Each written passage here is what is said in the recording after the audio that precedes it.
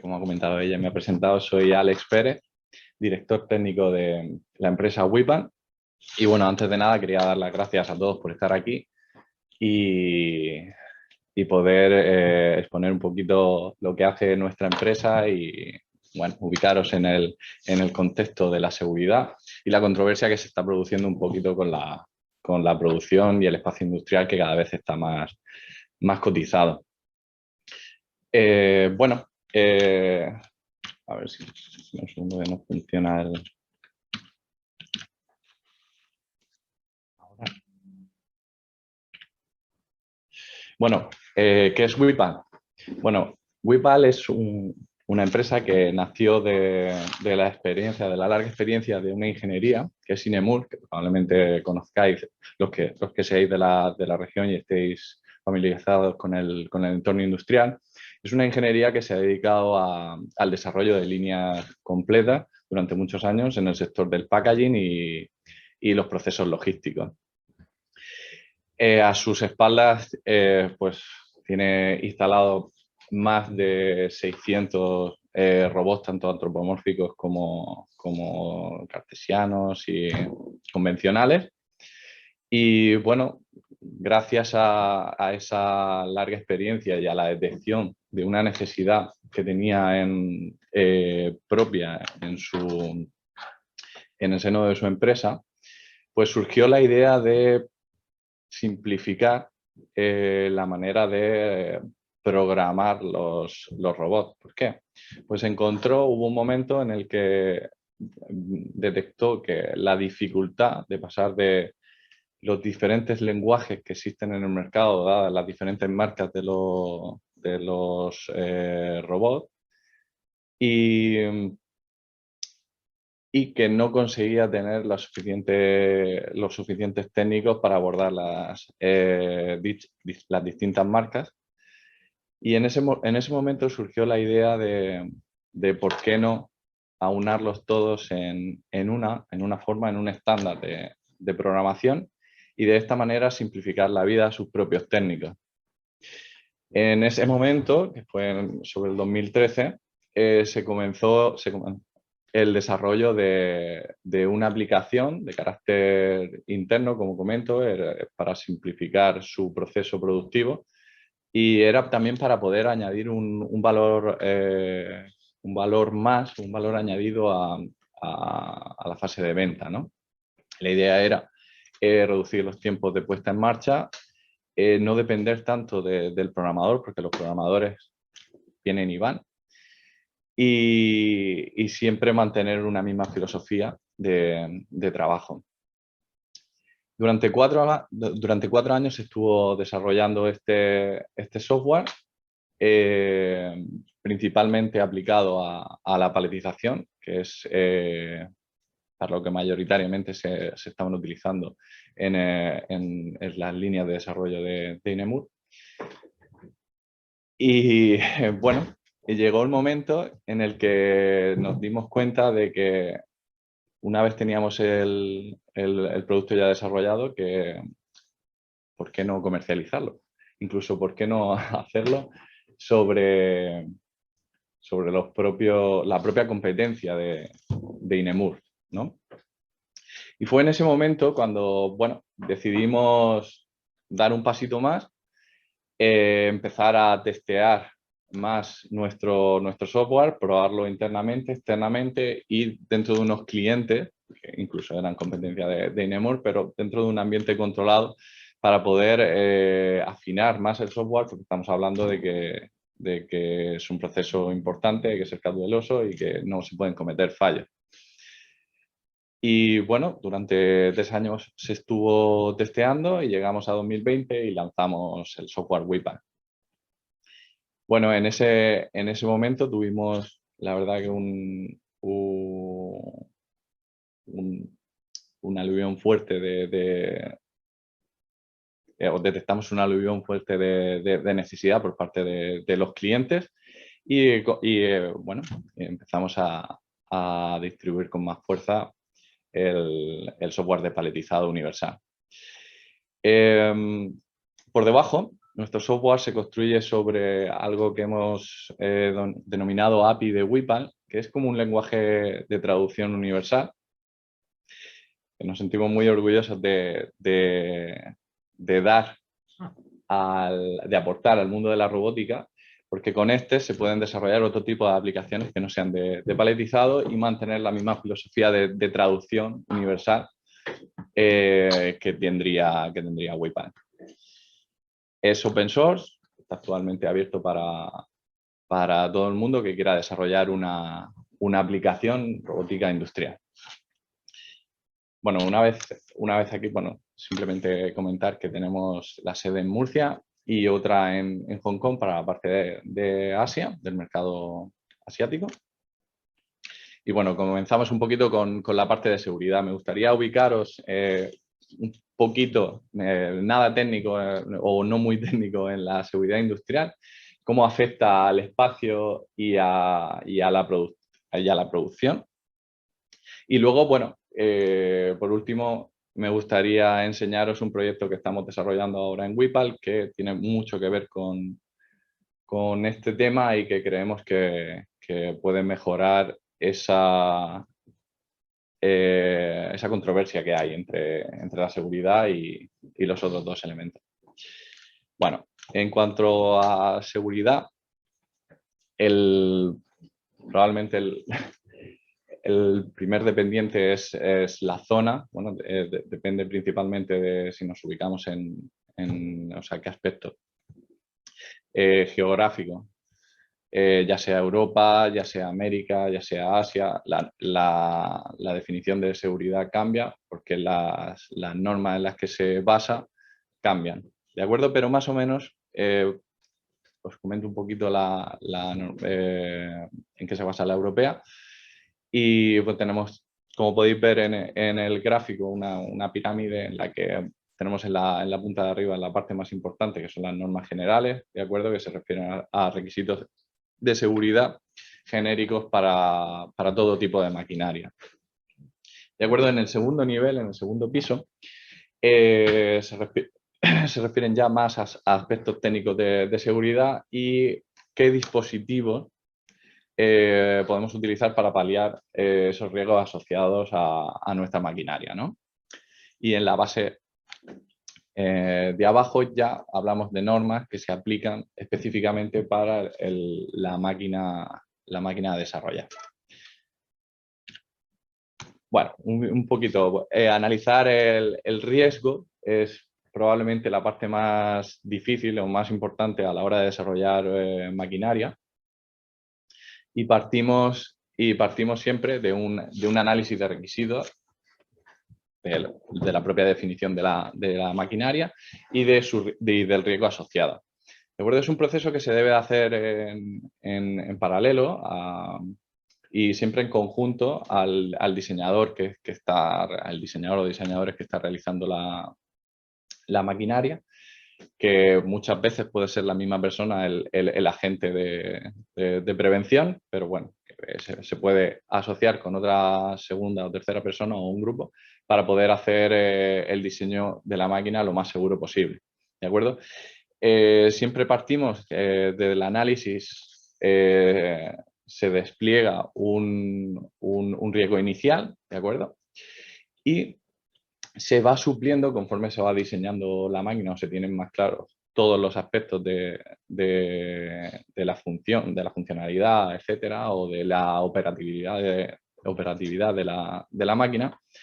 Y de esta manera, junto con el agente de prevención, pues se va supliendo, ¿no? Pues haciendo medidas intrínsecamente seguras en la máquina o aportando o definiendo cuáles son las medidas de protección oportunas para poder paliar estos riesgos. Y de esta manera va decreciendo el riesgo hasta llegar al riesgo residual, que también dependerá lógicamente de la formación aplicada sobre el usuario final que va a operar sobre la máquina y que lógicamente tendrá que estar en todo momento informado de cuáles son los equipos de protección, cuál es el funcionamiento de la máquina y cuál es la operativa que que debe cumplir sobre la actuación de dicha máquina. Bueno, ¿cómo afecta esto sobre el espacio, que cada vez está más cotizado en el entorno industrial, y la producción, que cada vez es más importante, ¿no? Bueno, aquí podéis ver una celda de paletizado, ¿vale? Renderizada.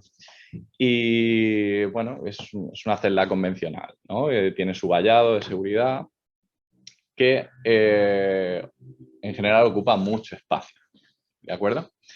Y esto cada vez, como comentaba antes, está más, el espacio industrial cada vez está más demandado y hay que aprovecharlo cada vez mejor. De esa manera, pues han surgido tecnologías activas de seguridad, ¿no? en el caso de la robótica, como son los robots colaborativos. Bueno, esta idea surgió probablemente o bueno, se ha podido difundir más rápido o en primera instancia con UR, Universal Robot, pero el resto de las marcas se ha unido a este mercado. Como podemos ver aquí, pues tenemos robots Fanux, Hyundai, Doosan.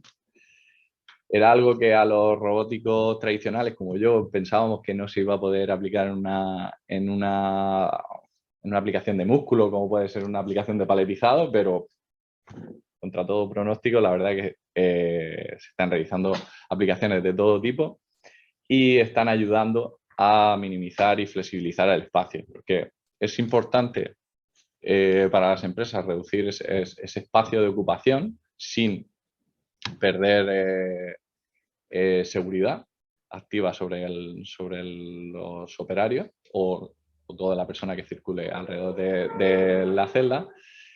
Pero también es importante flexibilizar el espacio industrial. Y es que de esta manera, con estos robots, se están consiguiendo cosas que la verdad que eran incluso un poco impensables. Y es aplicar un robot o utilizar un robot para una aplicación de un tipo, y cuando no interesa o cuando no es, por ejemplo, una aplicación de paletizado, pero cuando es necesario utilizar el robot para otro proceso productivo que le hace falta a la empresa, por ejemplo, un beam cutting o lo que sea, pues se está utilizando. De esta manera, pues ganamos flexibilidad en el material y podemos, pues, es una forma de aprovechar más el material adquirido y la inversión realizada. Bueno, estos equipos, por explicar un poquito cómo se comportan, tienen como niveles de seguridad, depende también de la marca y el modelo, pero bueno, principalmente se pueden resumir en que son capaces de monitorizar el espacio y la parada, ¿de acuerdo? Somos capaces de moverlos incluso con nuestras manos. Otra forma de prevenir lesiones con estos equipos es a través del control de la velocidad y monitorizando la separación con respecto a cualquier usuario que pueda interactuar. Y por último, el nivel más alto, que es que tienen un control de potencia de torque para reducir las lesiones que se puedan producir por una colisión con una persona o incluso con equipo. ¿De acuerdo? Bueno, aquí podéis ver dos celdas de paletizado con robots colaborativos, pero que además tienen, bueno, unos sistemas de seguridad asociados, porque, bueno, el robot puede ser colaborativo, pero lo que tiene que ser finalmente colaborativo es la aplicación, ¿de acuerdo? Por poneros un ejemplo muy tonto, por muy colaborativo que sea un robot, si yo le coloco en la punta un cuchillo, pues te lo va a clavar muy lento y con mucho cariño, pero te va a hacer mucho daño, ¿no? Entonces, lo que es colaborativo al final es la aplicación. Y bueno, en este caso, en el caso de la izquierda, por ejemplo, podemos ver un cobot que está montado sobre un elevador y que tiene asociado un vallado que, como podéis ver, es bastante más reducido que el anterior. Y en el frontal, pues tiene una barrera. De esta manera, junto con el robot, al entrar en la zona de paletizado, pues, cortando la barrera, pues el robot reduciría su velocidad hasta tal punto que si se produjera una colisión con un operario o cualquier persona que atravesara la celda, pues no le ocasionaría ninguna lesión, ¿no? En el lado de la derecha vemos que es un sistema activo de seguridad. Vemos un robot un poco más grande, sigue siendo colaborativo. En la zona de abajo, dame un segundo, a ver si puedo indicar con el ratón. Aquí. En la zona de abajo podemos ver este dispositivo amarillo y en la zona de la derecha, y estos son láseres de seguridad, que delimitan zonas de manera que, en función a la programación que se realice de dichas zonas, pues puede ir reduciendo la velocidad del robot hasta, bueno, si corta la última zona, pues pararlo en caso de ser necesario. Aquí tenéis una perspectiva de cómo serían esas zonas y cómo detectaría el paso de cualquier operario o persona que pasara por allí. Hay que decir que estos sistemas son en un plano 2D y aquí es donde quiero hacer la introducción de un sistema que estamos desarrollando ahora mismo en WIPAL y que creemos que puede cambiar este concepto. Primero porque vamos a conseguir reducir el espacio, vamos a conseguir detectar de manera inequívoca y con mayor precisión y sobre todo poder evitar, por ejemplo, en el caso anterior, si en el hipotético caso de que una persona entrara en la celda, el robot se parara porque ha llegado a la zona límite de control, de paro, lo que fuera, y se subiera encima de un palé, aquí podéis ver que el láser no sabría si esa persona está dentro o no.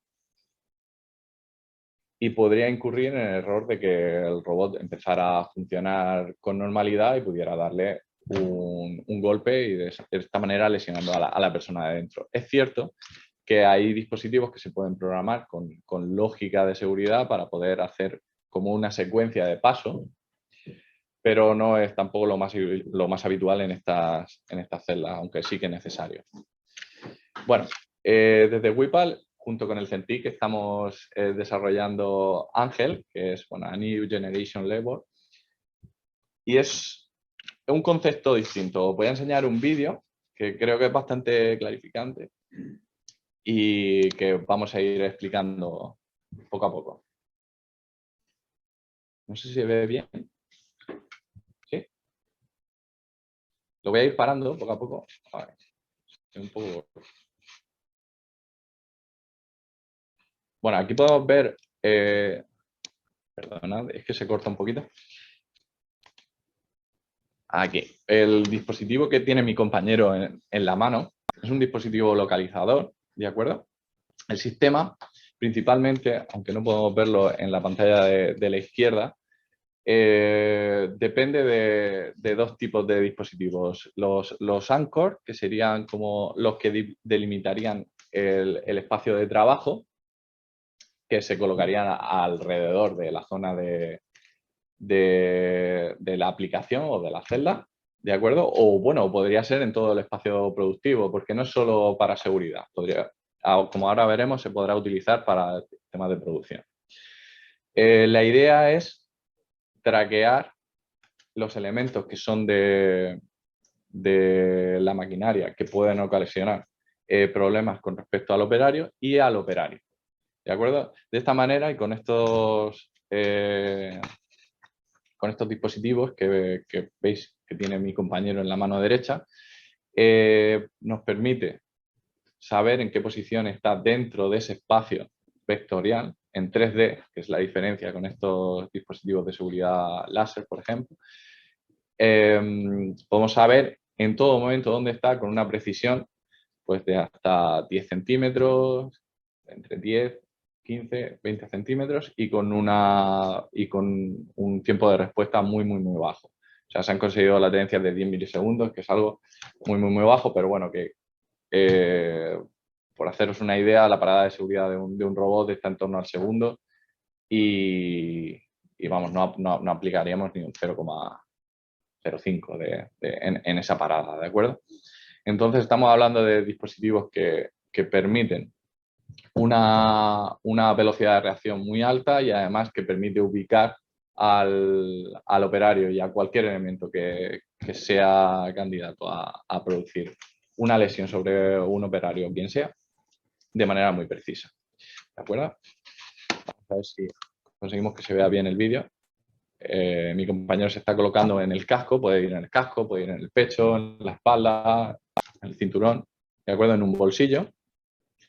¿Vale? No se aprecia muy bien, pero la idea es... perdona. Podemos ver dos puntos en la pantalla de la izquierda, no sé si se aprecia, la verdad, pero se puede ver cómo el dispositivo va traqueando al robot por un lado y a mi compañero por el otro, dentro de su espacio de dimensión. Y de esta manera, estamos hablando de que esto es un robot industrial, pero conforme va entrando mi compañero, el robot, lo que pasa es, perdona, no se aprecia en la presentación, pero el robot va disminuyendo la velocidad. Si mi compañero se hubiese subido en el pallet, seguiría detectándolo y el robot seguiría parado. Por tanto, no tendría ninguna posibilidad de colisión o de causarle ningún riesgo o lesión. Esta tecnología, estos dispositivos están basados en una tecnología que se llama Ultra Wideband, que nos permite, eso, mediante radiofrecuencia, ubicar a la persona siempre y cuando lo coloquemos dentro de un espacio exterior. Claro, dime. Por supuesto. Con respecto a esa seguridad bajo normativa, ¿sería viable? Es algo en el que estamos... Alex, perdona, repite la pregunta porque posiblemente los que nos siguen de forma virtual no lo hayan oído. Sí. Bueno, ¿cómo es tu nombre? David. David me comenta que si es viable para seguridad. Pues es algo en lo que estamos trabajando, David. Porque, claro, por supuesto, hay normativa vigente que hay wifi de seguridad, ¿ya? Pero tiene que pasar un proceso de certificación. Y bueno, está todavía en un proceso incipiente, pero estamos recorriendo el camino. Que es largo, pero bueno, estamos en ello. La idea es que de esta manera tú, bueno, ya no solo para el aspecto de seguridad, sino para temas de producción, puedes saber por qué se está parando continuamente una máquina, porque tienes el traqueo de la máquina, tienes el traqueo de todos los elementos que tengan movilidad, sea una persona o sea maquinaria. Y eso sumado a la sensórica, etcétera, pues te da una información que es muy valiosa, pues te da mapas de calor, por ejemplo, en una celda de paletizado, pues si ves que el robot está siempre parándose en la zona de cartón es porque, no sé, a lo mejor necesitas una alarma para que el operario recargue el cartón, ¿no? Y poder así, de esa manera, minimizar los fallos de producción. No solo los de seguridad, por supuesto. Y bueno, hasta aquí estaría. Muy bien, muchísimas gracias. Muchas gracias a todos. Vale, vamos a ver si hay alguna... ¿Tenemos alguna pregunta en la sala? Alex, pues se ve que lo has dejado completamente claro o nos has dejado completamente confuso. Bueno, una de dos. espero que no haya sido que tan sea... aburrido. Vale, No. sí, ahí hay una pregunta. ¿Qué permiso de tiempo tenéis para que el sistema de seguridad sea Sí, la previsión. Para que sea, perdón, operativo? Pues nos gustaría en unos 6 meses estar ya en una fase bueno, sin contar con la certificación de seguridad, solo para lo que tiene que ver con productividad y reducción de espacio, de 6 a 8 meses debería estar el producto terminado y comercializable. Claro. Antes, creo que era un trabajaba un colaborativo Sí, que tenía, se supone que el colaborativo lleva su seguridad propia. correcto. Sí, un Que HC20. llevábamos Láser. láser y llevábamos barrera, ¿no? O sea, llevábamos Ujú. amplios superiores. Eso, Repite la pregunta. ¿por qué esa doble seguridad? ¿Por qué esa doble seguridad? Vale. Comenta David que porque hemos visto antes, no sé si puedo compartir de nuevo, Sí, así lo ve todo el mundo. David comenta que por qué necesitamos láser con un robot colaborativo. Es muy buena pregunta. Y es que el robot es colaborativo, pero la aplicación es lo que es realmente importante que sea colaborativo. Y para ser colaborativo hay muchos elementos alrededor y circunstancias, sobre todo circunstancias. Imagínate que, a ver, lo vamos a ver ahora muy claramente con la imagen. Vale.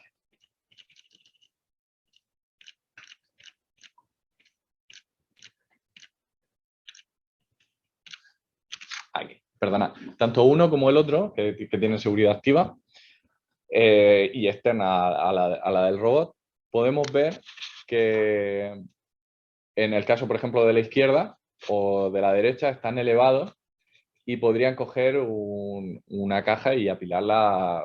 Aquí estamos hablando de palets de, no sé, 1,5 metros, una cosa así, pero podríamos llegar, en el caso del Yaskawa, a 2 metros, 2 metros 100, que creo que es el límite que tiene. Piensa que podría pasar una persona que estuviera paletizando en la última capa y que le podría dar en la cabeza, si se moviera. En la cabeza, por normativa, no se puede aplicar ningún tipo de impacto. O sea, son 0 newton. Entonces, sí. Dependiendo de la zona del cuerpo, hay zonas que se permite un mayor impacto y otras que menos. Pero bueno, piensa que por H o por B se podría escapar la caja al robot y caerte en la cabeza. O podría, no sé, golpearte aunque estuviera protegida la zona, pero al ser un impacto de 0 newtons en la cabeza, pues no puedes arriesgarte. Por eso necesitan esa seguridad alrededor. Y además también porque estos equipos pueden trabajar a velocidad normal, o sea, a velocidad de producción alta. Entonces, estos equipos también sirven para ir reduciendo esa velocidad conforme tú te vas acercando a la zona para no perder producción. Es decir, tú no tienes a nadie alrededor, pues voy a trabajar a toda la velocidad que da el robot, porque no hay peligro de que pueda dañar a nadie ni a nada. Y conforme se va acercando una persona, pues va reduciendo en función a lo que requiera la aplicación, la distancia que tengas, etcétera. Lo mismo, lo mismo. si fuera, repite. Si fuera un universal, me pregunta David, ¿qué pasaría? Lo mismo, lo mismo. Pasaría exactamente igual. O sea, necesitas que la aplicación sea segura, colaborativa, o en este caso también, bueno, en algunos casos cuando la aplicación es, o la periferia que hay alrededor incurre en un riesgo per se bajo cualquier movimiento, se habla de lo que es aplicación cooperativa, ¿de acuerdo? Una aplicación cooperativa funciona, su funcionamiento normal es a velocidad estándar de maquinaria, y cuando alguien está cerca o supera el vallado o una cota, se para el equipo. ¿De acuerdo? No solo se ralentiza, sino que se para. De esta manera sería cooperativa. ¿De acuerdo? Más que colaborativa, porque no podrías estar interactuando muy cerca de ella. Sí. No todos tienen la misma seguridad, todos están bajos. Hay algún poco todavía. Sí. Comenta David que no todos los colaborativos son iguales, y efectivamente tiene razón. O sea, para ser colaborativo, bueno, tienen que seguir una serie de normas, pero lo que es cómo seguir esa norma cada uno lo hace. Unos tienen sensor de par, otros tienen el control de torque por sobretensión. Hay muchas formas de ser colaborativo.